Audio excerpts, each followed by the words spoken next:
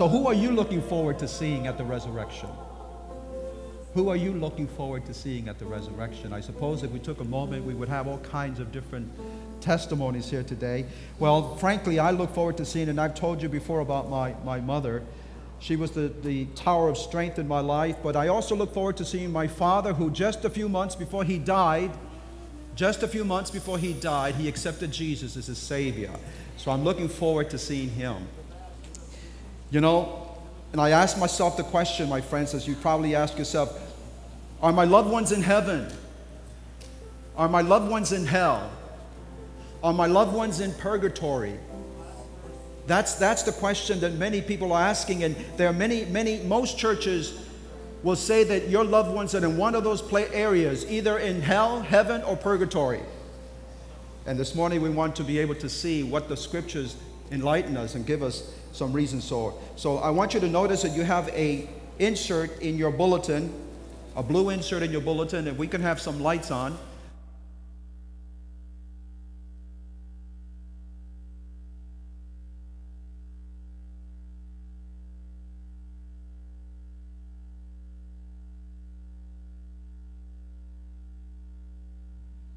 The insert in your bulletin, a blue one just like this, if you will bring it out, this is a study guide for you to fill out as we go along this morning.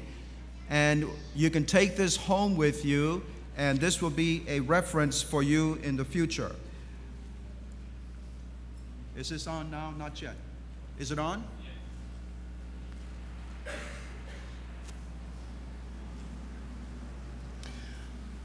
My comments this morning are going to be taken mostly from the Gospel of John. So if you have your Bibles with you, and if we could have some lights, I think the lights are coming on now. We want to look at the Gospel of John.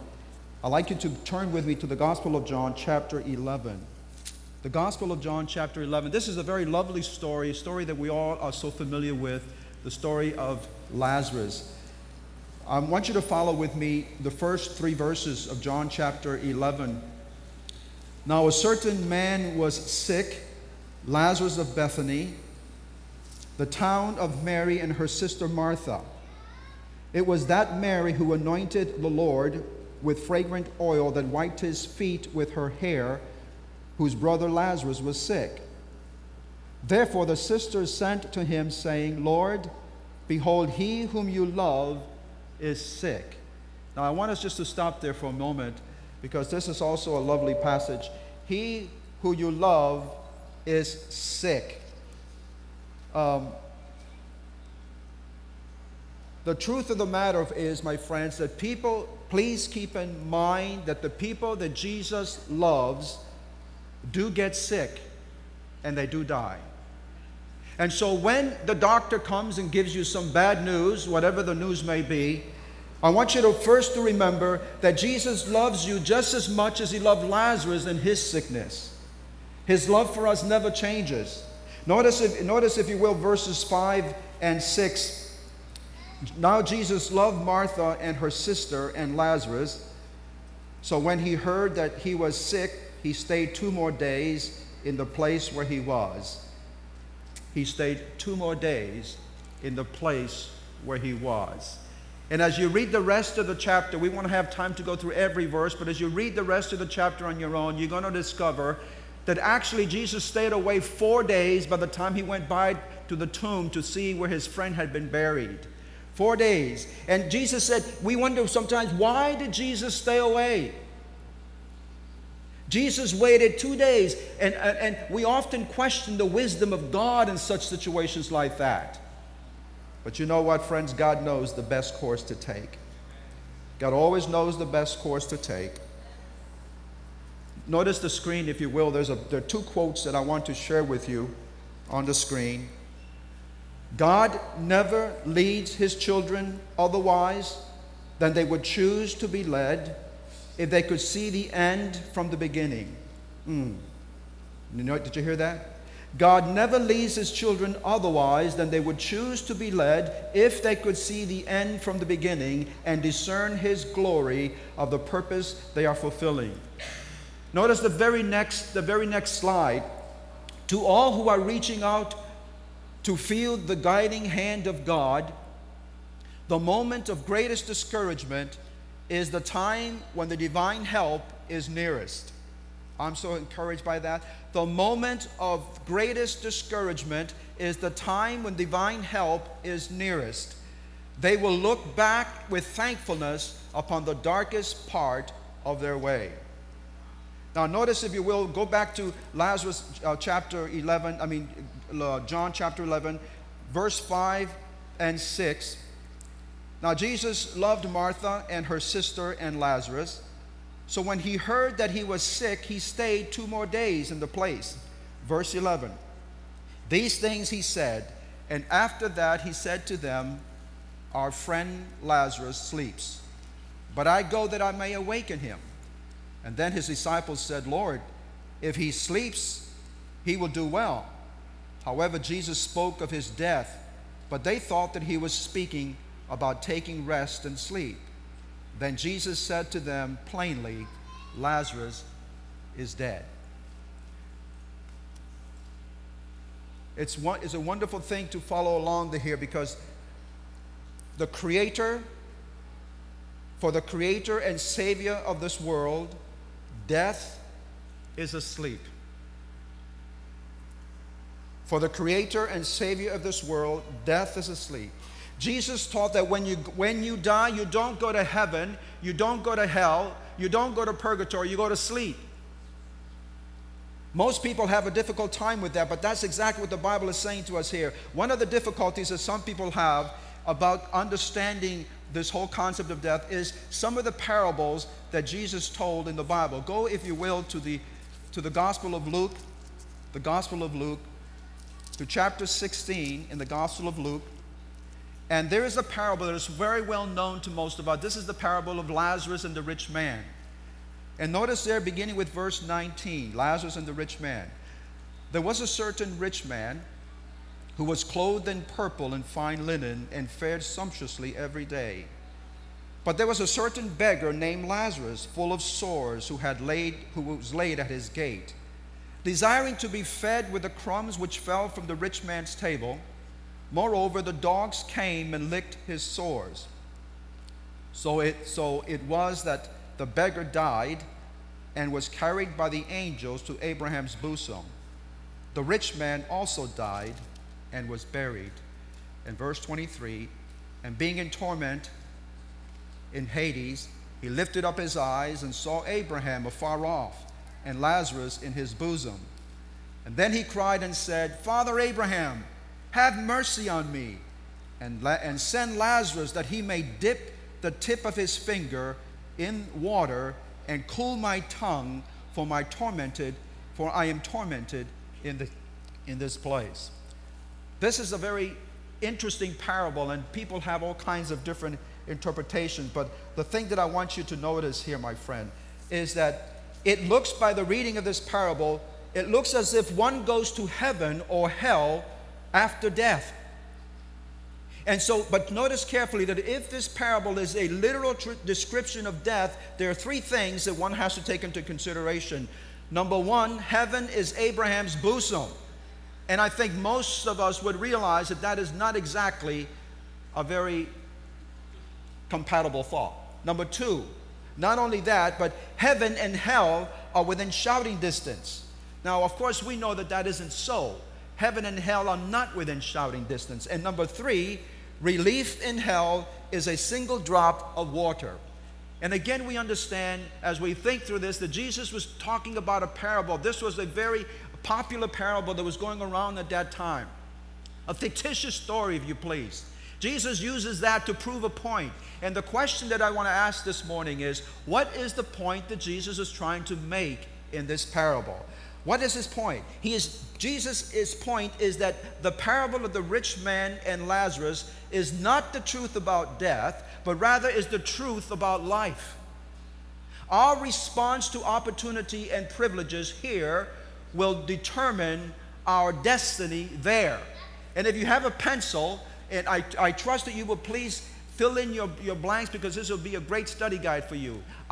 The point that Jesus is making, and I want to say it again, that our response to opportunities and privileges here will determine our destiny there. In other words, Your destiny and my destiny is decided in this present life by the use that we make of the privileges and opportunities that God gives to us on a day-by-day basis.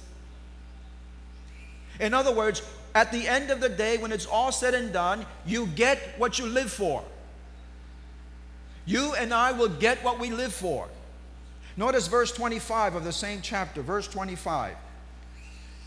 Abraham said, "Son, remember that in your lifetime you received your good things, and likewise Lazarus evil things. But now he is comforted, and you are tormented." He's saying basically the same thing. The tables will be turned someday.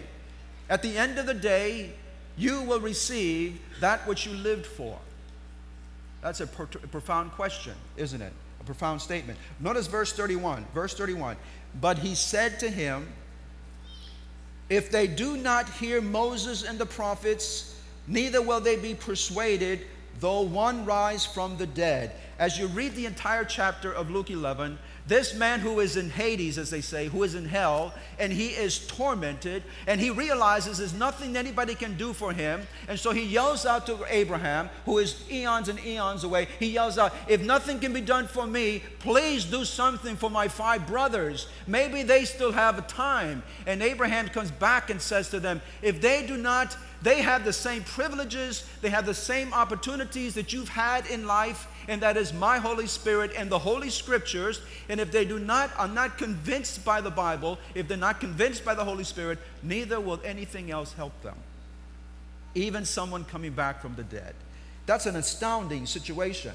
Because sometimes we feel that if we could just see a great miracle happen, people's lives would change. If we could just see something happen in our own lives, our thinking would change. Hey, Jesus is saying through this parable, if we do not agree with the Scriptures, if we do not accept the truth as we have in the Bible, then nothing else will be of any help to us.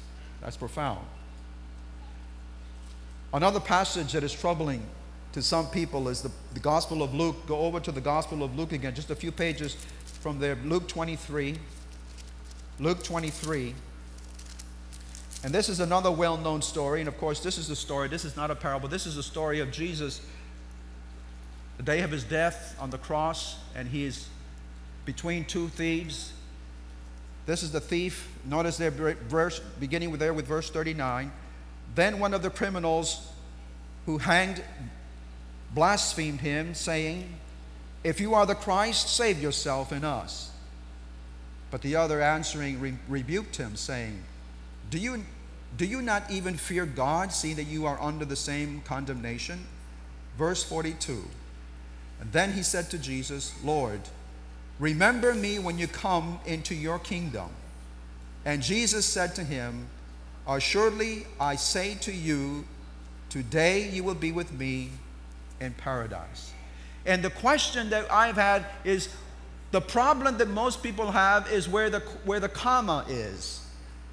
The comma is after the word, "Today you will be with me in paradise." And again, by reading this passage, people would say it's easy to see that very same day Jesus went to paradise. That very same day Jesus and the thief, they both went to heaven. So what's the big argument? I want you to hold there for a minute, if you please. Go over to the Gospel of John, back to the Gospel of John. And notice Gospel of John chapter 20. John chapter 20. And because we have to take scripture with scripture, John chapter 20, and notice there, if you will, please, beginning there with verse 15. And now this is another account.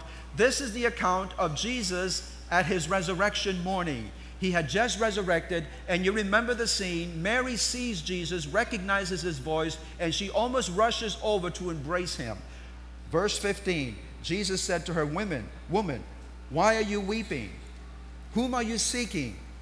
She, supposing him to be the gardener, said to him, "Sir, if you have carried him away, tell me where you have laid him, and I will take him away." Jesus said to her, "Mary." She turned and said to him, "Rabboni," which is to say, teacher. Jesus said to her, notice now, "Do not cling to me. I have not yet ascended to my Father, but go to my brethren and say to them, I am ascending to my Father and to your Father, to my God and your God. Mary wants to put her arms around him, and Jesus says, do not cling to me. I have not yet ascended to the Father.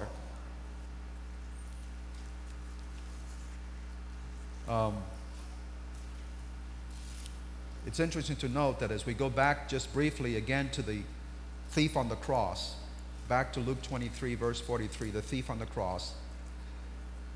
It's important to keep in mind that when Luke wrote his gospel, there were no commas, there were no word divisions. In other words, there were basically no punctuations. In fact, there were no commas until the year 1490. No commas until the year 1490. So if you would take that verse 43, it looked just like this. You see it on your screen. On the screen. That's the way that sentence looks like, without any punctuation, without any commas. And so the question arises, where does the comma belong?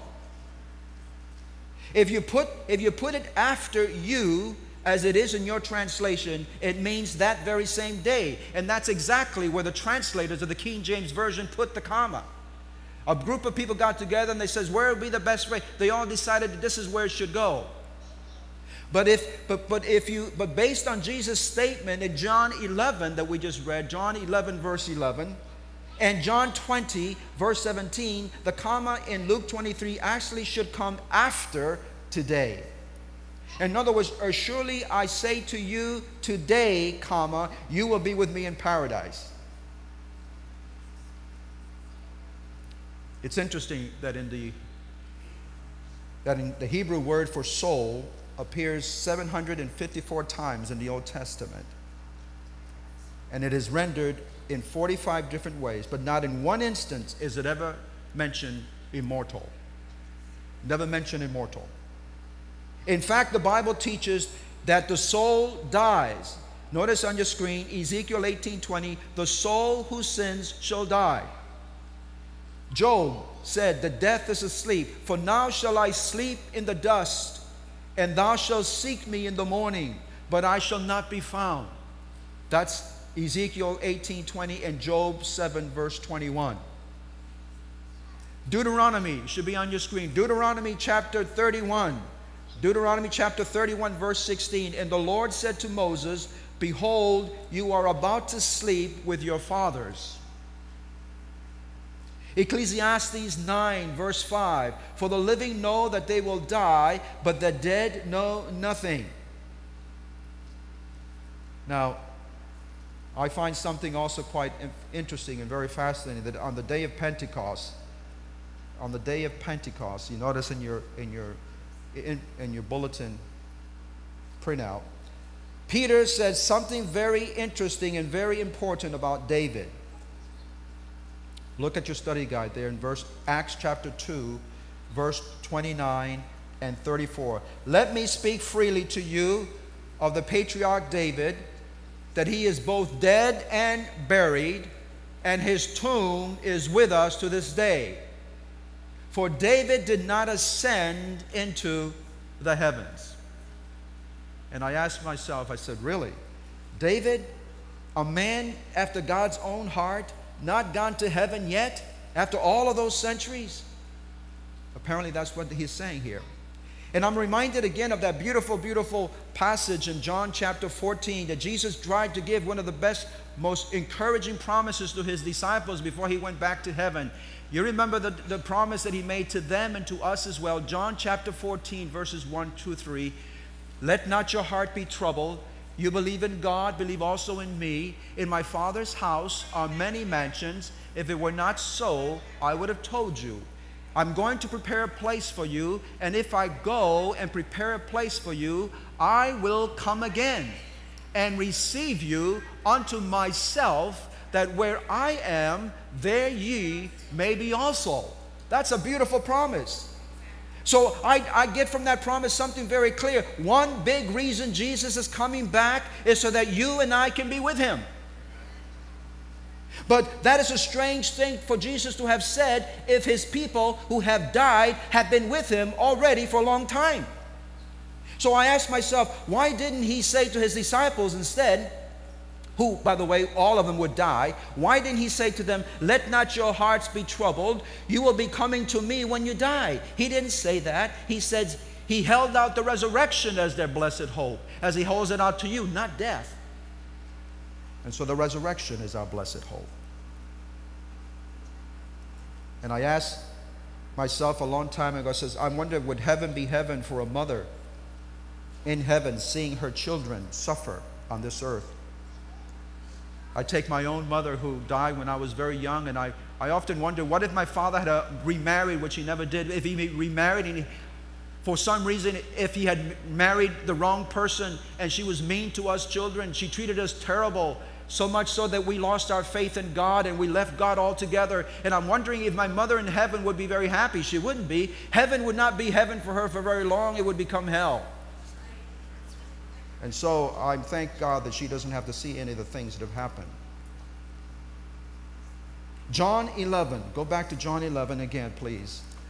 The Gospel of John, chapter 11. I want us to see this. John 11 again. And notice there, beginning with verse 20. Verse 20. Now Martha, as soon as she heard that Jesus was coming, went and met him, but Mary was sitting in the house. Now Martha said to Jesus, Lord, if you had been here, my brother would not have died. She's almost scolding Jesus.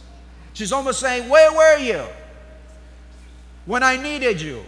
If you had been here, my brother would not have died. I want to come back to that in a moment. But even now she says, I know that whatever you ask of God, God will give you. And Jesus said to her, your brother will rise again.